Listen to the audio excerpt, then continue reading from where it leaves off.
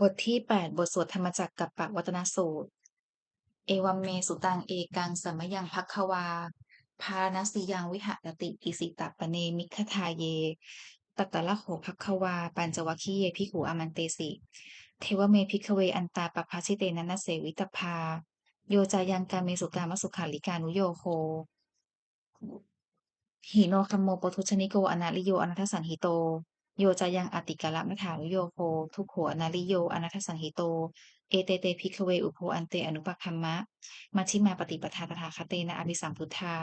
จักขุกรณียานะกรณีอุปสมัยยะอภิญญายะสัมโพธายะนิพพานายะสังวัตติกัตมาจัสสาภิกขเวมัชฌิมาปฏิปทาตถาคเตนะอภิสัมพุทธาจักขุกรณียานะกรณีอุปสมัยยะอภิญญายะสัมโพธายะนิพพานายะสังวัตติ อายะเมวะอาริโยอัฏฐังคิโกมัคโคเสยถีทางสัมมาทิฏฐิสัมมาสังกัปโปสัมมาวาจาสัมมากรรมันโตสัมมาอาชีโวสัมมาวายาโมสัมมาสติสัมมาสมาธิอายังโหสาภิกขเวมัชฌิมาปฏิปทาตถาคเตนะอภิสัมพุทธา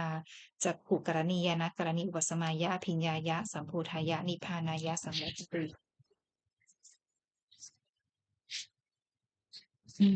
อีทังโหภิกขเวทุกขังอริยสัจจัง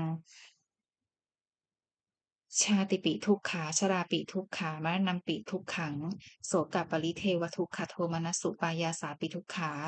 อปิเยหิสัมปโยโคทุกโขปิเยหิวิปโยโคทุกโขยัมปิจฉังนะละภติตัมปิทุกขังสังคิตเตนะปัญจุปาทานขันธาทุกขาอีทางโขปนาภิกขเวทุกขนิโรทคามินี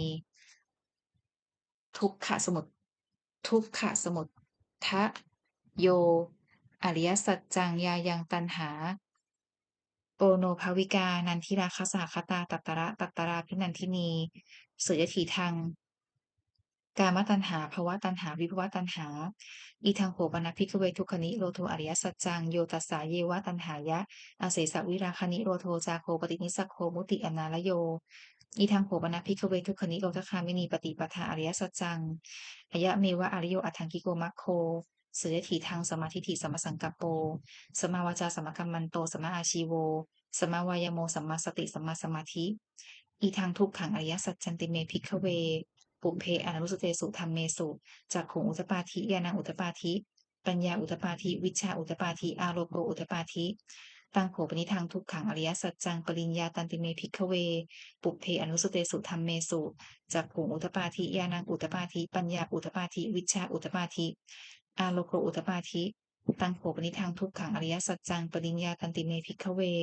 ปุพเพอนุสเตสุธรรมเมสุจักขุงอุตปาทิญาณังอุตปาทิปัญญาอุตปาทิวิชชาอุตปาทิอาโลโกอุตปาทิอีทังทุกขะสมุทัยโยอริยสัจจันติเมภิกขเวปุพเพอนุสเตสุธรรมเมสุจักขุงอุตปาทิญาณังอุตปาทิปัญญาอุตปาทิวิชชาอุตปาทิอาโลโกอุตปาทิตังโขปนิทังทุกขะสมุทัยโยอริยสัจจังปหากัปพันติเมภิกขเวปุพเพอนุสเตสุธรรมเมสุจักขุงอุตปาทิญาณังอุตปาทิปัญญาอุตปาทิวิชชาอุตปาทิอาโลโกอุตปาทิตังโขปนิทังทุกขะสมุทัยโยอริยสัจจังปหินันติเมภิกขเวปุพเพอนุสเตสุธรรมเมสุจักขุงอุตปาทิญาณังอุตปาทิปัญญาอุตปาทิวิชชาอุตปาทิอาโลโกอุตปาทิอีทางทุกขนิโรโทอริยสัจจันติเมภิกขเวปุพเพอนุสเตสุธรรมเมสุจักขุงอุตปาทิญาณังอุตปาทิปัญญาอุตปาทิวิชชาอุตปาทิอาโลโกอุตปาทิ ตังโขปนิทังทุกขนิโรโทอริยสัจจังสัจฉิกาตัพพันติเมภิกขเวปุเพอนุสเตสุธรรมเมสุจักขุงอุตปาทิญาณังอุตปาทิปัญญาอุตปาทิวิชชาอุตปาทิอาโลโกอุตปาทิตังโขปนิทังทุกขนิโรโทอริยสัจจังสัจฉิกตันติเมภิกขเวปุเพอนุสเตสุธรรมเมสุจักขุงอุตปาทิญาณังอุตปาทิปัญญาอุตปาทิวิชชาอุตปาทิอาโลโกอุตปาทิอิทังทุกขนิโรธคามินีปฏิปทาอริยสัจจันติเมภิกขเว ปุพเพอนุสเตสุธรรมเมสุจักขุงอุตปาทิญาณังอุตปาทิปัญญาอุตปาทิวิชาอุตปาทิอาโลโกอุตปาทิตังโขปนิทังทุกขนิโรธคามินีปฏิปทาอริยสัจจังภาเวตพันติเมภิกขเวปุพเพอนุสเตสุธรรมเมสุจักขุงอุตปาทิญาณังอุตปาทิปัญญาอุตปาทิ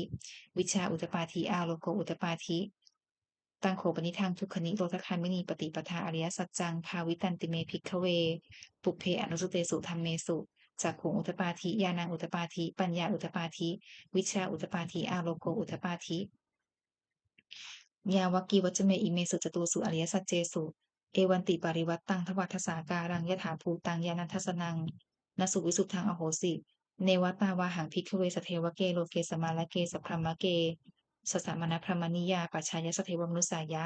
อนุตรังสัมมาสัมโพธิงอภิสัมพุทโธปัจจัญญาสิงยะโตจักโขเมภิกขเวอิเมสุจตุสุอริยสัจเจสุเอวันติปริวัตตังทวัฏสาการังยถาภูตังญาณทัสสนังสุวิสุทธังอโหสิอัฏฐาหังภิกขเวสเทวเกโลเกสมาลเกสัพพมะเกสสะมณพรหมนิยาปัจฉายสเทวมนุสายะอนุตรังสัมมาสัมโพธิงอภิสัมพุทโธปัจจัญญาสิงญาณัญจปนเมทัสสนังอุทปาทีอกุมปาเมวิมุตติอายมันติมาชาตินัตถิธานิปุณพโวติอิทัมโวจะภัคควาอัตตมนาปัญจวัคคียาภิกขุภัควโตภาสิตังอภินันทุงอามัสมินจะปนะเวยากรณสมิงพัญญมณีอายสมโตโกนทัญญสักวิรชังวีตมะลังธรรมจักขุงอุตปาทิยังกินจิสมุทยธรรมังสัพพันตังนิโรธธรรมมันติปวัติเตจะภัควตาธรรมจักเกภูมิมาเทวาสัทธมนุสาเวสูงเอตัมภควตาภาณสิยังอิสิตปเนมิคทายเยอนุตรังธรรมจักกังปวัติตังอปวัติยังสมเนนวาพระมเนนวาเทเวนวามาเรนวาพระมุนาวาเกณจิวาโลสมินติภูมันเทวานังทางสุตตาจาตุมหาราชิกาเทวาสัทธมนุสาเวสุงจาตุมหาราชิกานังเทวานังสัทธังสุตวาตาวติงสาเทวาสัทธมนุสาเวสุงตาวติงสานังเทวานังสัทธังสุตวายามาเทวาสัทธมนุสาเวสุงยามานังเทวานังสัทธังสุตวาตุสิตาเทวาสัทธมนุสาเวสุงตุสิตานังเทวานังสัทธังสุตวานิมมานรติเทวาสัทธมนุสาเวสุงนิมมานรตินังเทวานังสัทธังสุตวาปรนิมมิตวสวัตติเทวาสัทธมนุสาเวสุงปรนิมมิตวสวัตตินังเทวานังสัทธังสุตวาพระมัคคยิกาเทวาสัทธมนุสาเวสุงเอตัมภควตาภารณสียังอิสิตปเนมิคทายเยอนุตรังธรรมจักกังปวัตติตังอปวัตติยังสัมมเนนวาพระมเนนวาเทเวนวามาเรนวาพระมุนาวาเกณจิวาโลกัสมินติอิติหาเตนะคเนนะปนามุหุตเตนะยาวะพระมโลกาสัทโธอภุคคัจฉิอายัญจัทัสสหัสสีโลกธาตุสังกัมปีสัมปกัมปีสัมปเวทีอัปปมโนจโอลาโลโอภาโสโลเกปาตุระโหสิอติกรรมเนวะเทวานังเทวานุภาวังอัตถโขภควาอุทานังอุทาเนสิอัญญาสิวัตโคโกนทันโยอัญญาสิวัตโคโกนทันโยติ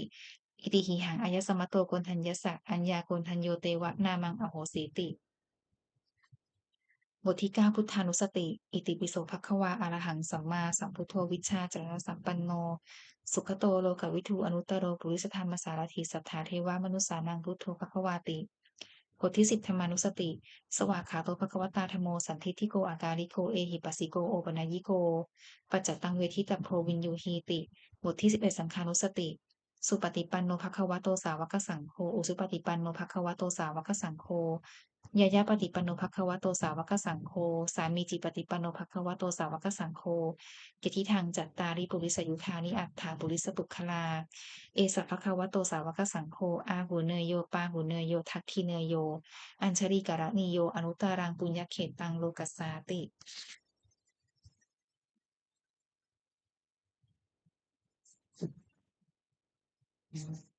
บทที่12สกกัตตวาสกกัตตวาพุทธรัตนังโอสถังอุตมังวรังหิตังเทวมนุสสานังพุทธเตชนะโสทินานัสสันตุปัฏฐวาสัพเพทุกขาวูปัสสเมตุเตสกกัตตวาธรรมรัตนังโอสถังอุตมังวรังปริลาหูปสัมมนังธรรมเตชนะโสทินานัสสันตุปัฏฐวาสัพเพพยาวูปัสสเมตุเตสกกัตตวาสังฆรัตนังโอสถังอุตมังวรังอาหุเนยยังปาหุเนยยังสังฆเตชนะโสทินานัสสันตุปัฏฐวาสัพเพโรคาวูปัสสเมตุเต บทที่13พระคาถาชินบัญชรสมเด็จพระพุทธจารย์โตพรหมรังสีชยาสนากตาพุทธาเชตวามารังสวาหานังจตุสัจจสัพพังรสังเยปิวินสุงนราสภาตันหังกราทโยพุทธาตถาวิสตินายกาสัพเพปฏิหิตามยหังมัทเกเตมุนิสราสีเสปฏิหิโตมยหังพุทโธธรรมโมทวิโรจเนสังโฆปฏิหิโตมยหังอุเรสัพพะคุณากาโรหัทเยเมอนุพุทโธสาลีปุตโตจทักขิเนกวนทัญโยปฏิภาคสมิโมคคลาโนจวามะเก ทักขิเนสวเนมยหังอาสุงอนันทราหุลากัสโปจะมหานามุขชาสุงวามโสตะเกเกสโตปฏิภาคัสมิงสุริโยวัปพังกโรนิสิตโนสุสัมปันโนโสภิโตมุนิปุงคะโว กุมารกัสสโปเถโรมเหสีจิตวาทโกโสมยหังวัฒเนนิจจังปฏิฐาสีคุณากโรปุณโนอังคุลิมาโลจะอุปาลีนันทสีวลีเทระปัญจอิเมชาตานราเตติลกามะมะเสสาสิติมหาเทราวิชิตาชินสาวกาเอเตสิติมหาเทราชิตวันโตชิโนรสาสรันตาเสเตเชนะอังคมังเคสุสันทิตารัตนางปุระโตอาสิทักขิเนเมตสุตกังทัชคังปัจจโตอาสิวาเมอังคุลิมาลกังขันธโมระปริตันจะอาตานปริยสุตกังอากาเสชนะนังอาสิเสสาปาการสันทิตาชินานานาวรสังยุตตาสัตตปาการลังกตาวาตาปิตาทิสัญชาตาพาหิรัชตุปัตถวาอาเสสาวุนิยังยันตุอนันตชินะเตชะสาวสโตเมสกิจเจนะสัทธาสัมพุทธปัญชเรชินะปัญชระมัจฉัมหิวิหะลันตังมหิตะเลสทาปาเรนตุมังสัพเพเตมหาปุริสาสภาอิจเจวมันโตสุขโตสุรักโขชินานุภาเวนะชิตุปัทถโวธรรมานุภาเวนะชิตาริสังโฆสังฆานุภาเวนะชิตันตรายโยสัทธรรมานุภาวะปาริโตจัตรามิชินะปัญชเรติบทที่14บทสวดพาหุงมหากาพาหุงสหัสมพินิมมิตสาวุทันตังคลีเมฆลังอุทิตโครัสเสนมาลังทานาทิธรรมวิธินาชิตวามุนินโทตันเตชะสาภวตุเตชยมังคลานิมาลาติเลกมพิยุตชิตสัพพรติงโคลัมปนาละวะกมัคขมทัตยขังขันติสุทันตุวิธินาชิตวามุนินโทตันเตชะสาภวตุเตชยมังคลานินาราคิริงคชวรังอติมัตตภูตังทาวคิจกรรมสนีวสุธารุนันตังเมตตัมพุเสกวิธินาชิตวามุนินโทตันเตชะสาภวตุเตชยมังคลานิ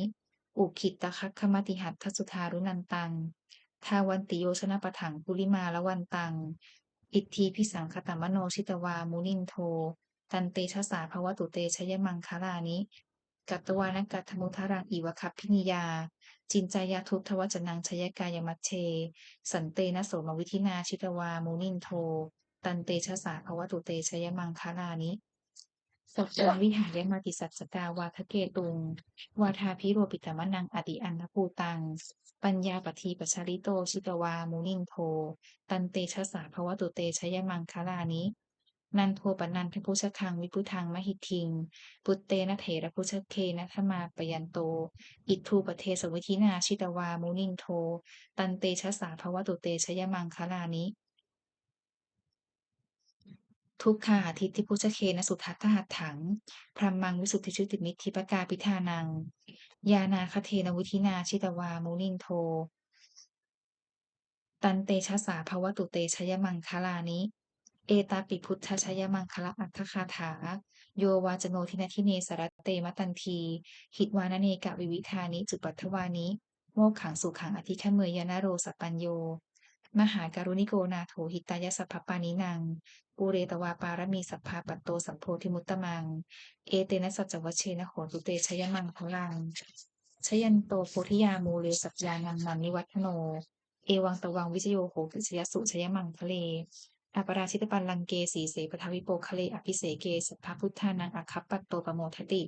สุนัขทัตตังสุมังคลังสุภาตังสุติตังสุขโนสุโหโตจัสุวิถังพรหมจาริสุปทักขินังกายกรรมังวาจากรรมังปทักขินังปทักขินังมโนกรรมังปณีทีเตปทักขินาปทักขินานิกัตตวานะละพันตเถปทักขิเนภวตุสัพพมังคลังรักขันตุสัพพเทวตาสัพพุทธานุภาเวนัสทาโสถีพวันตุเต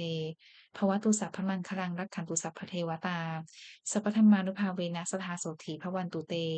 ภวตุสัพพมังคลังรักขันตุสัพพเทวตาสัพพสังฆานุภาเวนัสทาโสถีพวันตุเตบทที่15ปฏิทานคาถายาเทวตาสันติวิหารวาสินีถูเปคะเรโพธิคะเรตหิงตะหิงตาธรรมทาเนนะพวันตุปูชิตาโสถิงกระวนเตนถาวิหารมันทะเลเทระจัมัชชานวกาจะพิกขโวสารามิกาธานปฏิอุบาสกาข้ามาจะเทสานิขึ้นมาจากอิสราสปปานภูตาสุขิตาพวันตุเตชลาผู้ชาเยปิจานทสัมภวาสังเสทชาตาอาโทปาปาปาติกาวิญญาณิกังธรรมวรังปฏิจจเตสัพเพปิทุกขสักกโรตุสังขยังทาตุจิรังสตังธรรมโมธรรมัทธราจปุคลาสังโฆโหตุสมัคโควะอัฏฐายะจหิตายะจะ อัมเหรักขตุสัทธัมโมสัพเพปิธัมมจาริโนวุทิงสัมปาตุเนยามะธัมเมอริยปเวทิเตปสันนาโหตุสัพเพปิปานิโนพุทธศาสเนสัมมาทารังปเวชฉันโตกาเลเทวปวัสสตุวุติภาวายสัตตานังสมิทังเนตุเมทนิงมาตาปิตาจอัตตระชังนิจังรักขันติปุตตะกังเอวังธัมเมนราชาโนปชังรักขันตุสัพพทา บทที่16เทวตาอุโยชนะคาถาบทส่งเทวดาทุกขปัตตาจนิทุกขาพยปัตตาจนิพยาโสกปัตตาจนิโสกาโหนตุสัพเพปิปานิโนเอตาวตาจะอัมเหหิสัมภตังปุญญสัมปทังสัพเพเทวานุโมทันตุสัพพสัมปติสิทธิยาทานังคทันตุสัทธายะสีลังรักขันตุสัพพทาภาวนาพิรตาโหนตุคัจฉันตุเทวตาคตาบทที่17สุมังคละคาถา โหนตุสัพพังสุมังคลังรักขันตุสัพพเทวตาสัพพพุทธานุภาเวนะโสติโหนตุนิรันตารังโหนตุสัพพังสุมังคลังรักขันตุสัพพเทวตาสัพพธรรมานุภาเวนะโสติโหนตุนิรันตารังโหนตุสัพพังสุมังคลังรักขันตุสัพพเทวตาสัพพสังฆานุภาเวนะโสติโหนตุนิรันตารังสัพเพพุทธาปรัปปัตตาปเจกานันจะยังพลังอรหันตานันจะเตเชนะรักขังพันธมิสัพพโสสัพเพพุทธาปรัปปัตตาปเจกานันจะยังพลัง อรหันตนาจเตเชนะรักขังพันธามิสัพพโสสัพเพพุทธาภลปัตตาปเจกานันจะยังพลังอรหันตนาจเตเชนะรักขังพันธามิสัพพโสสัพเพพุทธาภลปัตตาปเจกานันจะยังพลังอรหันตนาจเตเชนะรักขังพันธามิสัพพโสสัพเพพุทธาภลปัตตาปเจกานันจะยังพลังอรหันตนาจเตเชนะรักขังพันธามิสัพพโสสัพเพพุทธาภลปัตตาปเจกานันจะยังพลังอรหันตนาจเตเชนะรักขังพันธามิสัพพโส สัพเพพุทธาภลปัตตาปัจเจกานันจะยังพลังอรหันตานันจะเตเชนารักขังพันธามิสัพพโสสัพเพพุทธาภลปัตตาปัจเจกานันจะยังพลังอรหันตานันจะเตเชนารักขังพันธามิสัพพโสสัพเพพุทธาภลปัตตาปัจเจกานันจะยังพลังอรหันตานันจะเตเชนารักขังพันธามิสัพพโส ด้วยอานุภาพแห่งสัจจะอธิษฐานอานุภาพแห่งความเพียรและอานิสงส์แห่งการบูชาพระรัตนตรัยด้วยการสาธยายบทสวดมนต์พระสูตรพระปริตรและพระคาถาเหล่านี้ขอความสุขสวัสดีจงมีแก่ข้าพเจ้าขอให้พ้นจากทุกภัยทั้งปวงขอให้ข้าพเจ้าเจริญทั้งทางโลกและทางธรรมขอพระเทวดาทั้งหลายโปรดอนุโมทนาในการสวดสาธยายมนต์และธรรมะเหล่านี้เมื่ออนุโมทนาแล้วโปรดอำนวยพรให้แก่ข้าพเจ้าและวัตถุมงคลพระปิตายอดเศรษฐีเหรียญยอดเศรษฐีเหรียญไหว้ครู68ตลอดจนวัตถุมงคลทั้งปวงที่สามสิ่งสร้างขึ้น ให้เปี่ยมด้วยอนุภาพแห่งพระปริตรจงสำเร็จศักดิ์สิทธิ์ทุกประการเทอญสาธุบุญกุศลของข้าพเจ้าทั้งหลายอันเกิดจากการสวดมนต์เจริญจิตภาวนาขอน้อมถวายเป็นพุทธบูชาธรรมบูชาสังฆบูชาขอผลบุญนี้จงส่งผลถึงผู้มีจิตศรัทธาร่วมสวดมนต์เจริญจิตภาวนาทุกท่านขอจงปลอดจากราชภัยทั้งปวงพ้นจากความทุกข์กายทุกข์ใจทั้งสิ้นประสบความสำเร็จเจริญรุ่งเรืองในหน้าที่การงานชนะต่ออุปสรรคและมารทั้งหลายสมบูรณ์พร้อมด้วยทสารสมบัติบริวารสมบัติ มีดวงตาเห็นธรรมสำเร็จในการวิปัสสนากรรมฐานเกิดปัญญาญาณและเจริญรู้จตุรพิธพรชัยทั้งสี่คืออายุวันนะสุขะพละเทินขออนุโมทนาบุญกับครอบครัวญาติเศรษฐีทุกท่านค่ะสาธุ